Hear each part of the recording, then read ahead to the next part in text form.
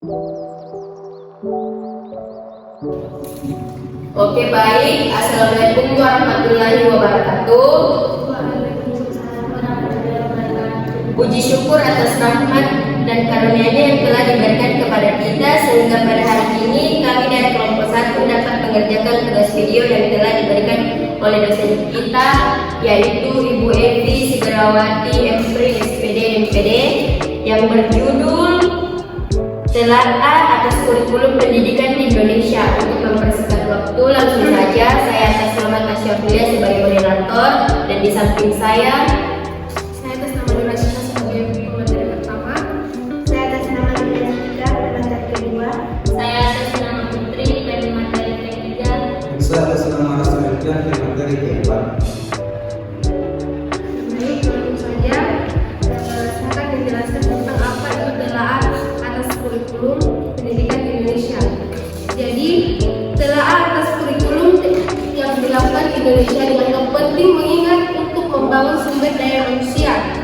Untuk tidak ada kata lain yang harus diwujudkan, yakni berikan pendidikan kepada generasi bangsa secara terus-menerus. Telaah atas kurikulum pendidikan di Indonesia mencakup beberapa aspek, yaitu ada kurikulum 2013 atau K13, adalah kurikulum nasional yang dirancang untuk menggantikan kurikulum tingkat satuan pendidikan atau KTSP. Yang kedua, kurikulum Merdeka Belajar. Inisiatif ini memberikan sekolah kebebasan lebih besar dalam merancang kurikulum yang sesuai dengan konteks dan kebutuhan lokal. Yang ketiga, pendidikan vokasi dan kejuruan. Yang keempat, kurikulum dan teknologi. Dan yang kelima, ada penilaian. Dan yang keenam, pendidikan inklusif. Yang ketujuh, ada pun tantangan guru. Dan yang kedelapan, ada pentingnya konsistensi. Dan yang kesembilan, evaluasi berkelanjutan. Jadi, pendidikan suatu upaya sosial budaya manusia yang paling tua. Ketika manusia berkembang, memiliki keturunan dan memiliki keinginan agar keturunan tersebut memiliki apa yang sudah dimiliki manusia tersebut, maka terjadilah proses komunikasi dan proses pendidikan. Jadi pendidikan itu sangat penting bagi kita sebagai seorang makhluk hidup, ya. Oke, adapun fungsimu untuk pengembangan kualitas dasar kemanusiaan. Setiap lembaga pendidikan tersebut diberi tugas dan fungsi untuk mengembangkan potensi khusus untuk menguasai kemampuan khusus.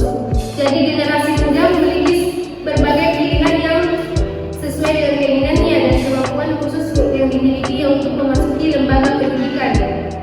Oke, materi selanjutnya akan diucapkan oleh Linda Jessica.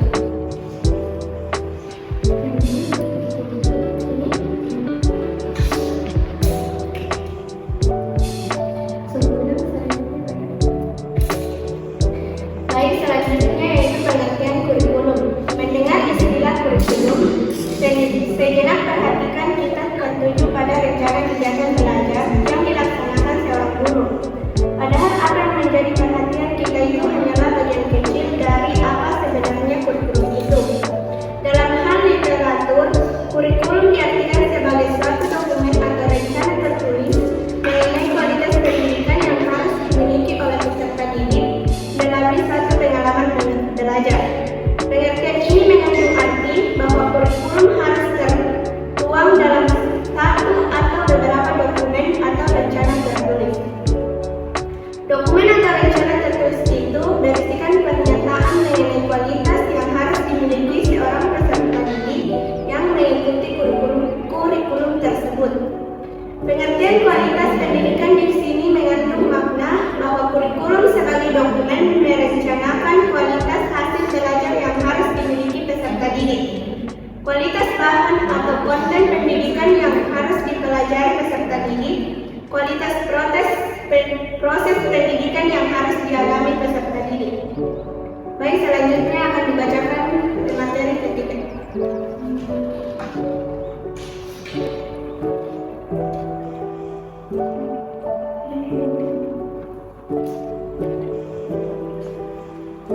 landasan filosofi pengembangan kurikulum. Landasan filosofi dalam pengembangan kurikulum merujuk pada prinsip dasar yang membimbing proses perencanaan dalam pelaksanaan kurikulum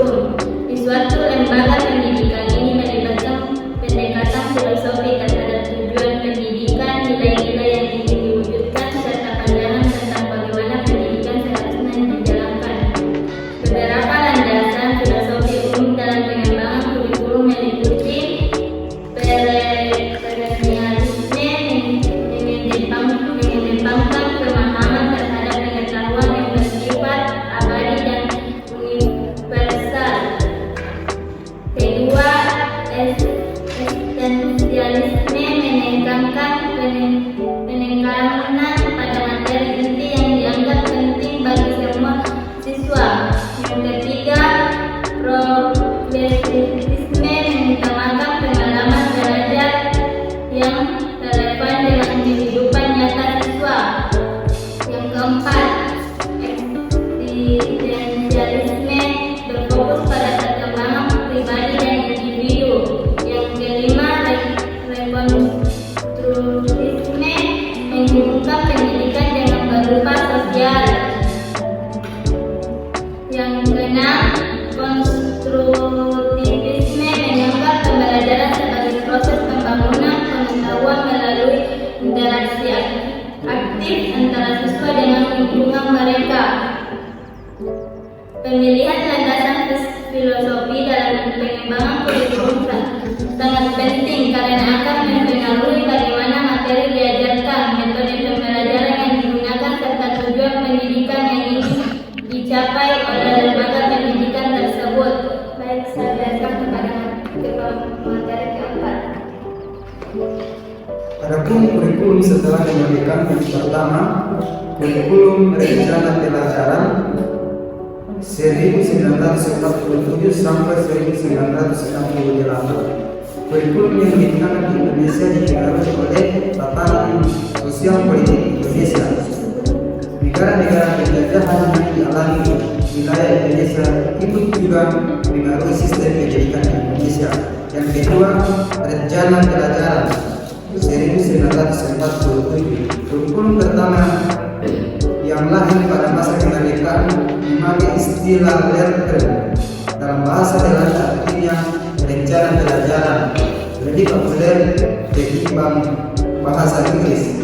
Kemudian yang ketiga, rencana pelajaran terurai 1952. Setelah rencana pelajaran 1947, pada tahun 1952 kurikulum di Indonesia mengalami penyempurnaan. Kemudian yang ketiga, kurikulum rencana pendidikan 1964. Pada akhir era kekuasaan Soekarno, kurikulum pendidikan yang lalu berubah menjadi rencana pendidikan tahun 1964.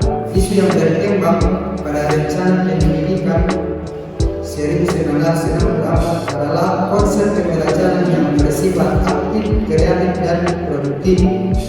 Kemudian kurikulum 1968 pada tahun 1952 menjelang tahun 1964 pemerintah kembali menyempurnakan sistem kurikulum di Indonesia. Kali ini diberi nama Rencana Pendidikan 1964. Kemudian kurikulum berorientasi tahun 1974 sampai 1994. Setelah Indonesia masuk masa Orde Baru, maka tatanan kurikulum pun mengalami perubahan dari rencana pelajaran menuju kurikulum berbasis pada pencapaian tujuan. Kemudian kurikulum 1973. Sejak tahun 1999, Indonesia telah banyak perubahan yang terjadi sebagai akibat lanjutan pengembangan Indonesia nasional yang mempunyai dampak baru terhadap program pendidikan nasional. Kemudian kurikulum 1984. Kurikulum 1975 hingga menjelang tahun 1983 dianggap sudah tidak mampu lagi memenuhi kebutuhan masyarakat dan tuntutan ilmu, pengetahuan, dan teknologi. Kemudian kurikulum 1994 bahwa sesuai dengan Undang-Undang Dasar 1945 mengamatkan upaya untuk mencerdaskan kehidupan bangsa serta agar pemerintah mengusahakan dan menyelenggarakan suatu sistem pengajaran nasional yang diatur dengan undang-undang. Kemudian kurikulum berbasis kompetensi dan atau KTSP tahun 2004 sampai 2006. Kurikulum yang berorientasi pada pencapaian tujuan 1975 sampai 1985 1994 berpublikasi pada penguasaan kognitif lebih dominan namun kurang dalam penguasaan keterampilan atau skill. Kemudian kurikulum berbasis kompetensi 2004. Kurikulum 2004 lebih populer dengan sebutan KBK, kurikulum berbasis kompetensi, lahir sebagai respon dari tuntutan reformasi di antaranya Undang-Undang Nomor 2 Tahun 1999 tentang Pemerintah Daerah, Undang-Undang Nomor 25 Tahun 2000 tentang kewenangan pemerintah dan kawanan provinsi sebagai daerah otonom. Kemudian kurikulum tingkat satuan pendidikan atau KTSP. KTSP adalah sebuah kurikulum operasional pendidikan yang disusun oleh dan dilaksanakan di masing-masing satuan pendidikan di Indonesia. Saya lanjut, kurikulum 2013. Kurikulum 2013 merupakan kurikulum nasional yang telah dikembangkan bertahun-tahun dan telah memiliki dua dimensi kurikulum, yaitu rencana dan pengaturan mengenai tujuan, isi, dan bahan pelajaran serta cara digunakan untuk kegiatan pembelajaran. Kemudian yang terakhir, kurikulum Merdeka Belajar adalah sebuah inisiatif pendidikan di Indonesia yang diperkenalkan oleh Kementerian Pendidikan dan Kebudayaan.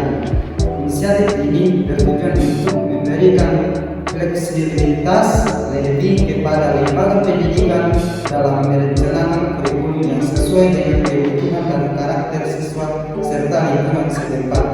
Saya kembalikan kepada moderator. Oke, itulah tadi materi dari kelompok kami. Kesimpulan yang bisa kita ambil dari materi ini adalah kurikulum merupakan suatu hal yang sangat pelaksanaan pendidikan. Tujuan pendidikan dimungkinkan tercapai jika isi, sarana, dan aturan yang dijadikan dasar acuan sangat relevan. Kurikulum dalam pandangan tradisional hanya terbatas pada kegiatan pengajaran di kelas saja. Kurikulum hanya diartikan sebagai sejumlah mata pelajaran yang harus ditempuh dan dikuasai oleh peserta didik untuk mencapai tingkat tertentu. Kurikulum menurut pandangan modern tidak hanya sebatas kegiatan pengajaran di kelas saja, tetapi menyangkut segala kegiatan yang disediakan dan direncanakan sekolah untuk mencapai tujuan pendidikan yang lebih komprehensif. Sekian dari presentasi kami, kurang lebihnya mohon dimaafkan. Wabillahi taufiq wal hidayah. Assalamualaikum warahmatullahi wabarakatuh.